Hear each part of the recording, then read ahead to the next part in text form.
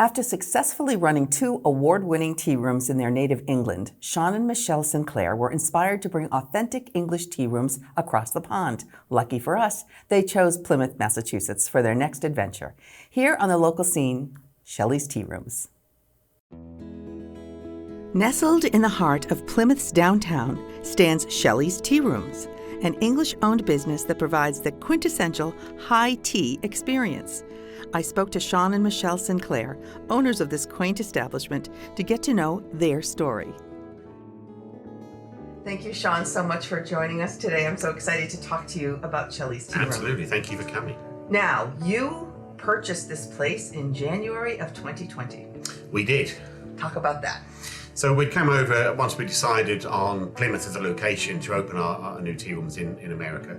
We decided, we came over a number of times in 2019 and looked at a number of different locations for it.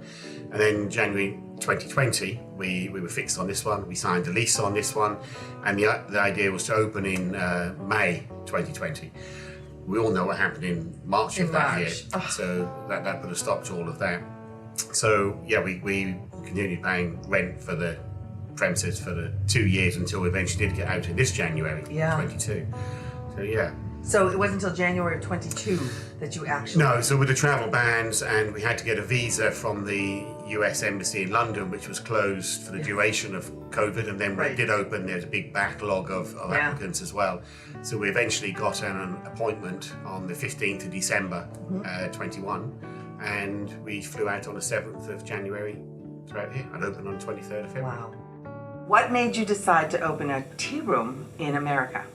Well, we love America. We first came to the States 27 plus years ago. We've been all over America, and we really fell in love with New England, and we really loved Boston the first time we went there, and then we come out to Plymouth for the day and just thought it was a beautiful, beautiful town. And we came back a few years ago. We were going somewhere else, and we brought the kids down to show them Plymouth, and really fell in love with it again. And it just felt as warm and friendly and as good as it did the first time we came. Right. And it was missing the tea rooms. And with the link to the Pilgrims, which seemed an obvious location to open one. Right. We had 2 in the United Kingdom prior to that for 12 years. You ran 2? We had, yes. You and Michelle? We had, yes. Okay. Yeah, for 12 years. Are they still, did you sell them? Or we sold them, yes. Okay. Yeah, the last one went through this January, just crossed over by a week. Okay. Us moving out here. So this is your baby? This is it, fully committed. This is our baby. This is it, okay.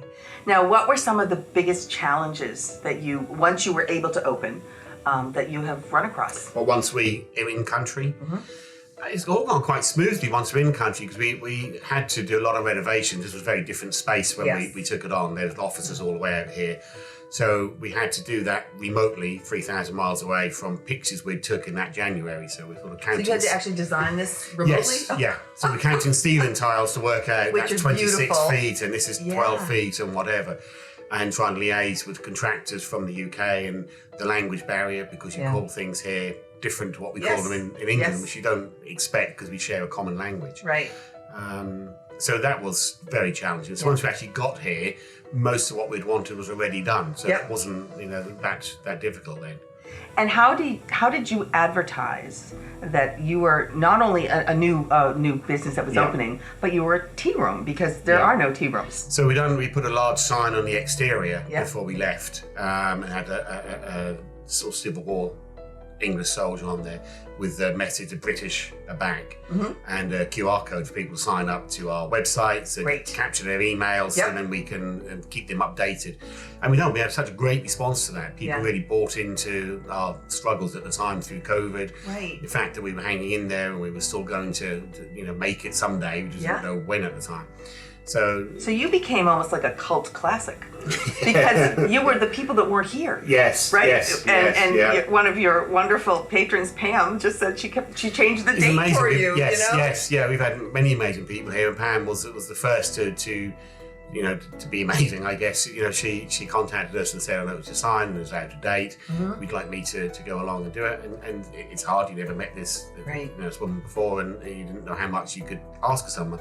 Right. And she just she went and done a beautiful job of it, and then again and again and again. Yes. Many times until we finally opened. Yeah. So that was. But it's just those little things or maybe perceived from Pam, for example, as little. To us back in the UK, frustration of having a shop in 2021, for example, still saying opening in summer 2020.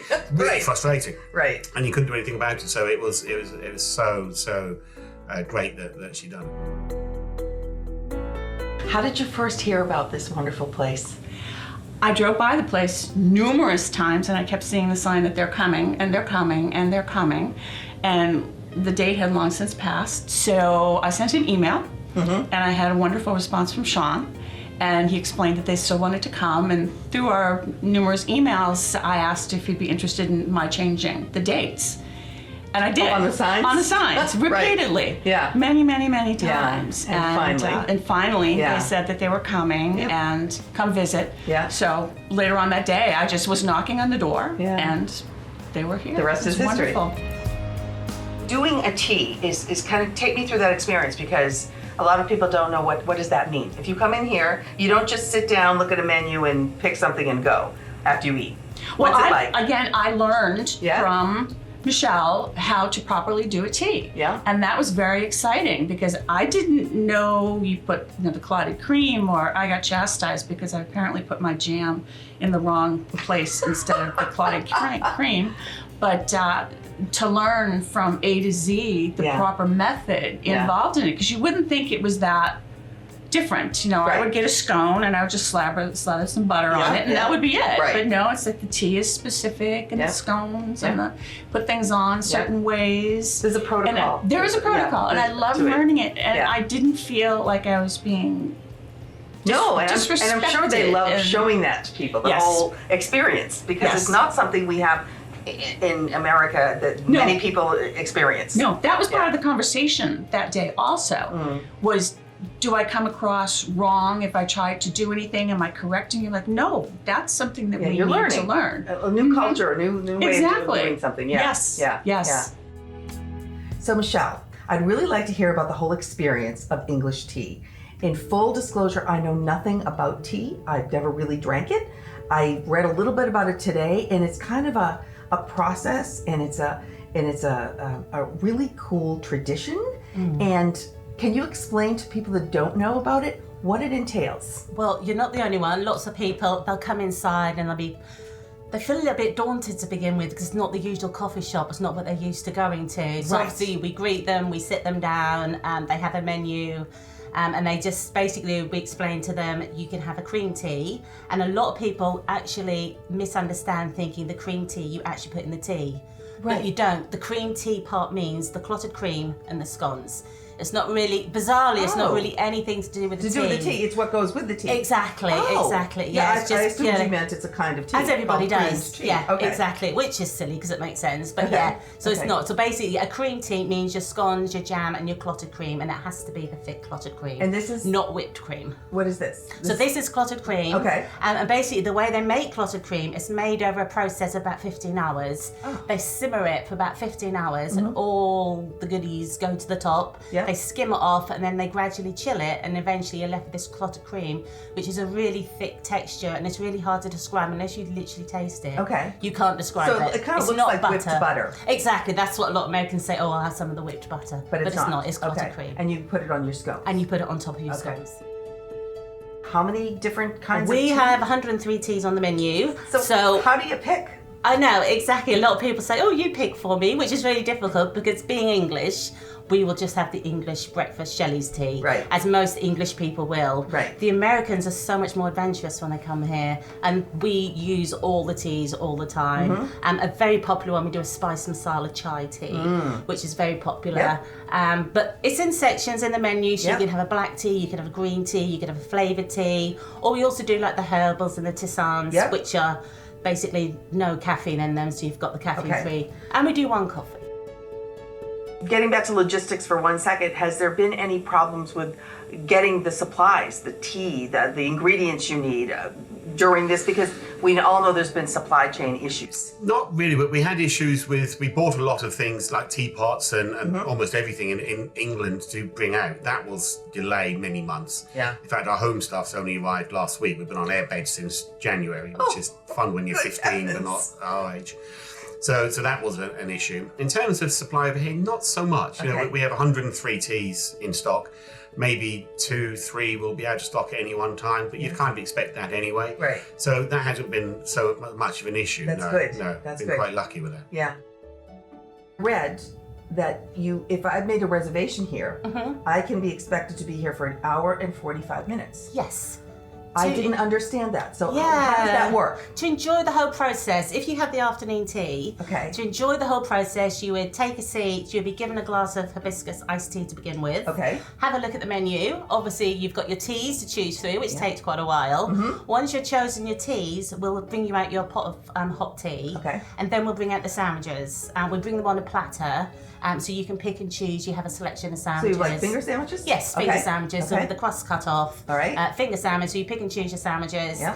Then we'll pop back and give you another round of sandwiches if you like them. And then afterwards, we'll then bring out your cake stand, which would be one of these guys. Okay. And you'd have your jam, your clotted cream, you'd have your scones, and you'd also have your petite cakes on there. So dessert also? Yes. So this is like a 3-course meal. Exactly. Which is why you need 1 hour and 45 minutes. Exactly. And it's designed just to eat it slowly, to chat with friends. You're not rushed. You know, we're not whipping your plate away every 2 minutes. Right. You could, people are quite pleasantly surprised. Yeah. Like, I can't believe they sat here that long having a tea. It's a very different experience. Exactly. For people to come to. Exactly. Yeah. Yeah. Now, a more relaxed atmosphere. Absolutely.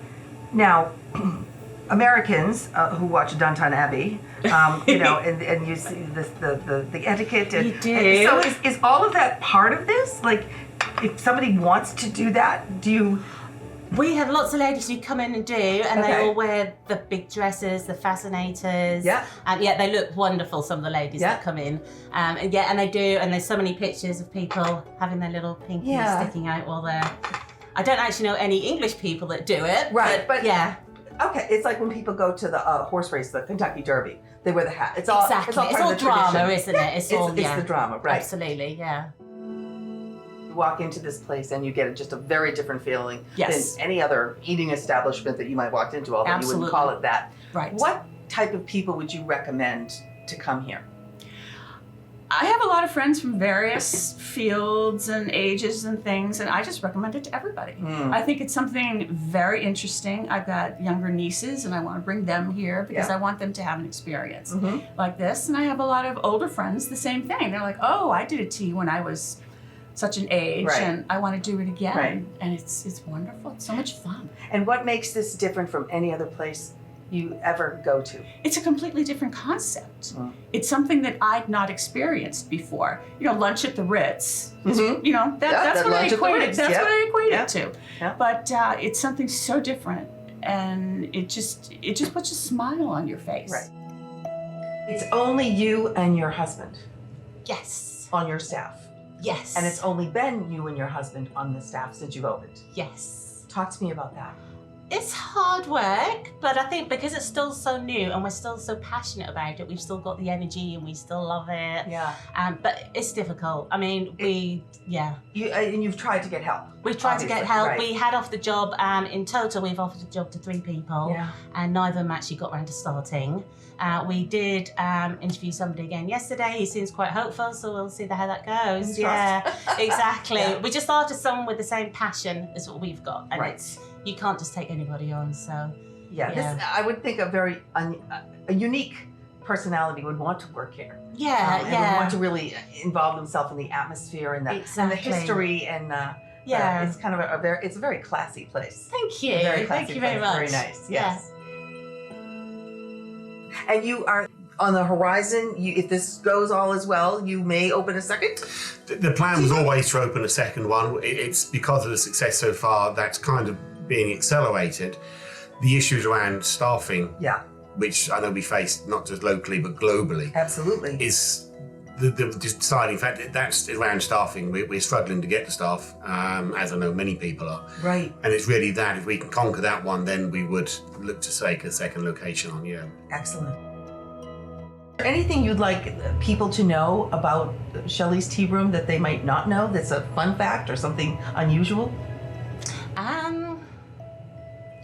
No, we have a dog called Buddy, and everybody loves him. Everyone in Plymouth knows him. Yeah. Everyone that comes here loves him. He's just here, and you have to step over him sometimes. Because Buddy is part of the family. He is part of the family, yeah. We also and have you're 2 open children. 7 days a week. 7 days a week. At the moment, currently 11 till 5. Okay. We did plan to do at 9:30 till 6, but obviously after the first day of just us doing it, it was burning the candles both ends. Yeah. Absolutely. Yeah, you have to have a break. Yeah, exactly. Yeah. But once we get fully staffed, then we will be open that a little bit later. Because I think we're missing out. People want to come out a bit later now. Sure. And you never know down the road what will happen. Exactly.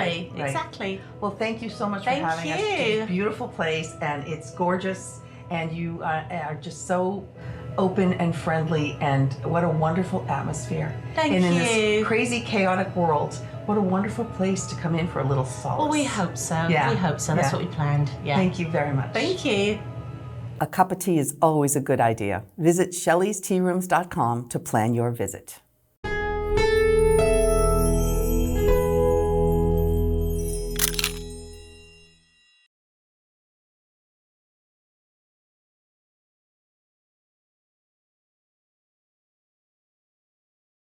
If you've enjoyed this video by The Local Scene, please give it a thumbs up and hit the subscribe button. Thank you for watching.